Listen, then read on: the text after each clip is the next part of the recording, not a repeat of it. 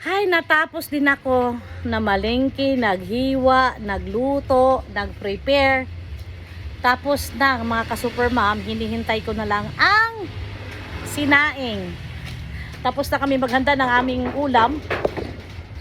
Sinaing naman ang wala. So, ito na ang ating steam na okra and anong tawag nito?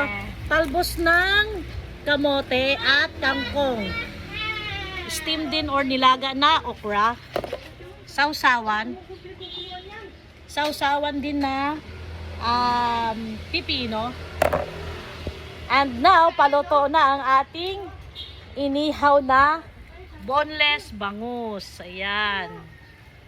Ayan siya. Ready na yan to table. So, maghahanap lang ako ng lagayan. Damay na. Kuha ka nga lalagayin dyan. Are you serious? Yeah.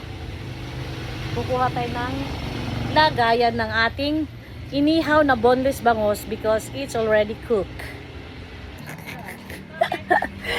Nagtira siya ng dahon para gawin niyang plato or ipatong niya sa plato. Ligpit ako na ligpit. Pati yung dahon na tinabi niya, nagagawin niyang plato na itapon ko. Kasi ang daming langaw, kaya ligpit ako ng ligpit, tapon ako ng tapon ng kalat. Ay, nako. Oo nga, ba't ko kinuha? Nandiyan sa platuhan. So ngayon guys, tawang-tawa lang ako guys, pero gutom na ako. Ngayon naman, baliktad. Naghihintay kami ngayon ng kanin. Nahuli pagsaing si kanin. Hindi ko napansin. Akala ko kasi meron pang kanin yung kagabi kasi hindi pa naman panis. Yun pala, dahil pag-almusalan sila kagabi kaya naubos. So, waiting kami ngayon maluto ang kanin. And while waiting tayo sa ating sinaing mga ka-super mom, nagpabili na rin ako ng ice cubes kasi mag-juice kami. Hindi kami sa soft drinks kasi ganun din. Matamis soft drinks, juice matamis ganun din. Pero mas okay na lang ang juice kasi medyo may vitamins pa. 'Di ba? So now, ititimpla na natin ang juice. Pineapple, pineapple at saka orange juice. So ito na mga ka-superman, kinuha na natin ang luto na inihaw na bangus. It's here. So, tatanggalin natin siya sa dahon and then ililipat natin siya dito sa malaking plato. Ayan. So this is it, pansit. Oh, init. Plastic. Ang bango. Sarap. Amoy ricado.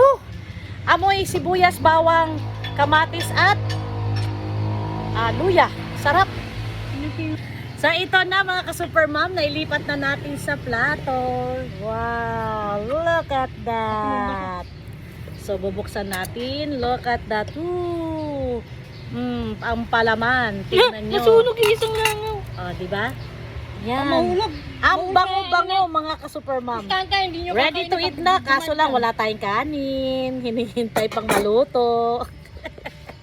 Busy-busy kami mag-prepare itong inihaw na to. Tapos later on naluto na yung bangus na inihaw. Wala naman kami kanin. Pero paluto na guys. Later, kakain na tayo. Taste reveal tayo sa ating inihaw na bangus boneless.